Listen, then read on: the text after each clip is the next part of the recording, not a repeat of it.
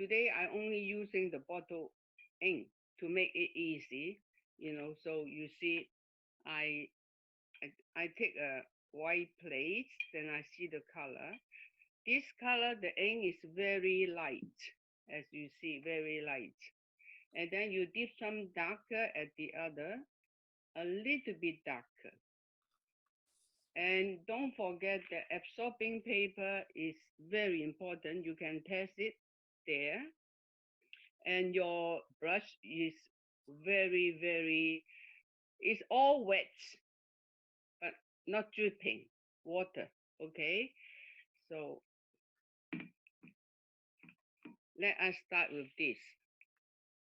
You see, I hold the brush.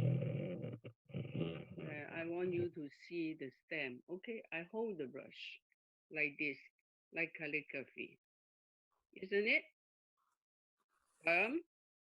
Hold the first phalange, and I have a sharp tip. Okay, you can adjust it on your plate. So if you are not used to hidden stroke, many people will start the brush like this. As here people say, kaput, that means finish. You start a very bad position. So we must take a benefit position to start. So you hold it like this. So most of the time your brush are more like vertical, and then of course, when it's already vertical, do you make it like start in the air? It really doesn't matter that much.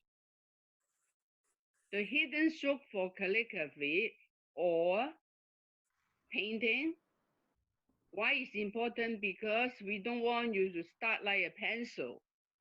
That's I give you a kind of principle. Understand why you have to do hidden stroke, just to make you start like that. Okay, so I start. If you say, oh, insist a little bit like that, we can do. You're on your paper with the tip. And then I want you to see how my the point, you know what's a point? Leading. Now I press down a little bit, and then now I lead my orchid flower with my tip. No, I should say my point. The point, that means here. I start again. So the brush a little bit not sharp. Doesn't matter. We don't need a sharp beginning. You touch the paper lightly and you turn, you pivot the brush a little bit, then you are here. And then you press down. Actually, I already pressed down more on the more hair, but my weight is still more on my point. Now I push the point, I lead the point down, I am writing calligraphy. Now finish, return in the air. And that is exactly like writing something. I tell you, in calligraphy, sometimes we have, especially when old students, they already learn 曲水人 style of calligraphy, regular script. You know, he always, in the beginning, he can do something very elegant and then go down, and he can do something, for me, it's drawing flowers.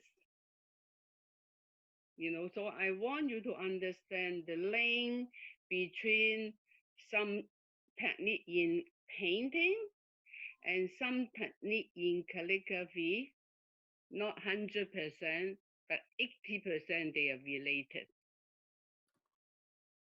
Okay, so I start this again. The first flowers. This is the first petal. Okay, raise up lead the point down. I give a little curve to the flower, make it more elegant. Now, the other petal. Look, the other petal. Raise up. I don't do like that, understand? I don't do, people do like this. No.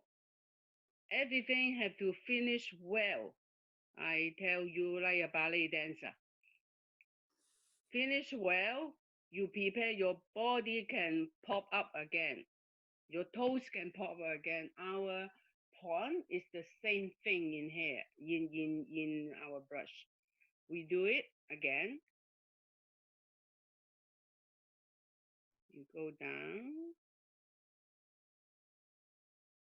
You finish with the point. Do you see that?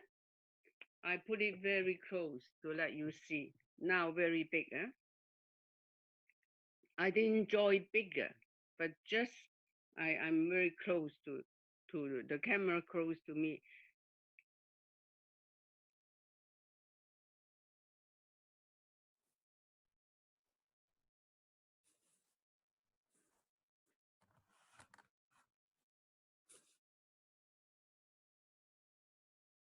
I finish. That is my technique. But I draw it very fast. I let you to practice after my normal speed. I do it very slow to let you see. It seems I do nothing on the paper, just write something, draw something. There is a lot of hidden strokes, central. Put my brush, the slope, the stem down, and then the tip is go to the end of the stroke and return. Okay, like this. From here, I go down and I finish. But now I do it faster and normal speed. Look, you see that?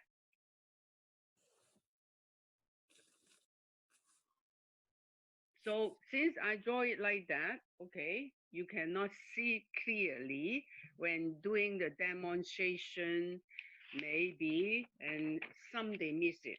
Okay, now I add one more this petal, one petal, two petal, three petal. And if you don't know what is a Chinese orchid, it's very easy. Go internet and look at that, you will understand. Okay, I draw this one.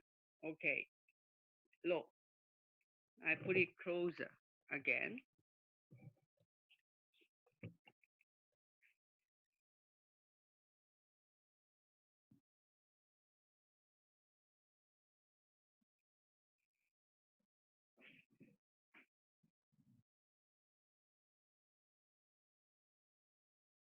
I draw now. Vertically facing the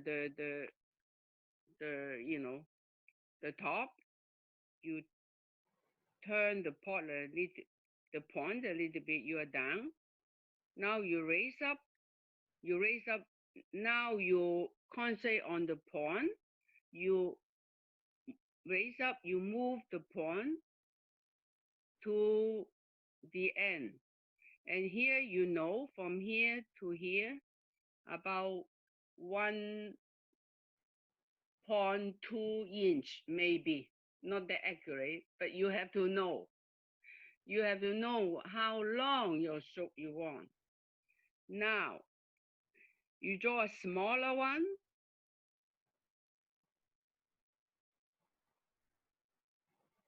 A bit longer than a bit exceed, not longer. It's short, but it's exceed the level. So I separate them. It's like this, and then you have that like this. But please make it close at the end. And the third one, raise up. Now I fly my tip, my point. And sometimes when I fly, I miss here. Doesn't matter. what you do, I missed a little bit, you can do it again, touch up a bit. Like, okay, now sorry, I missed that. You can, if you like, you touch up, but our 5 petals again.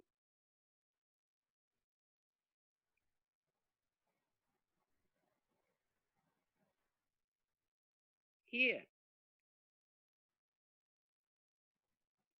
pivot, wait, you facing the center, and from here,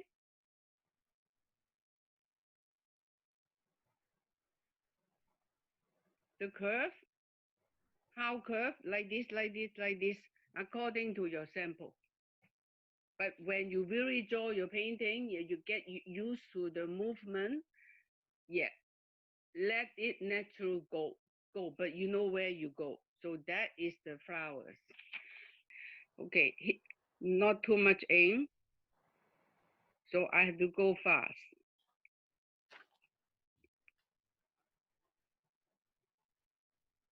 Because the paper look here is very dry, and I aim to the center, but it doesn't go to the center. Don't worry. Now you can retouch. That means good. You can do that. No problem. Understand? Or even sometimes we do it like that. In the stream paper, oh, I miss it. I just do like that. It's okay. It's fine for Chinese painting, but it's not every flower like that. Okay, so we say the flower is like butterfly flying, flipping the petal. It gives you like windy feeling, and then you have all the flower different, but still all the petal facing the center. Now the center, you may use a small brush like this, or you like to using this brush, the same. I will use the same brush, but dry it more, and then you dip the ink. Okay, this is the center. Okay, you make a calligraphy dot. Good, ling, and you put another dot here.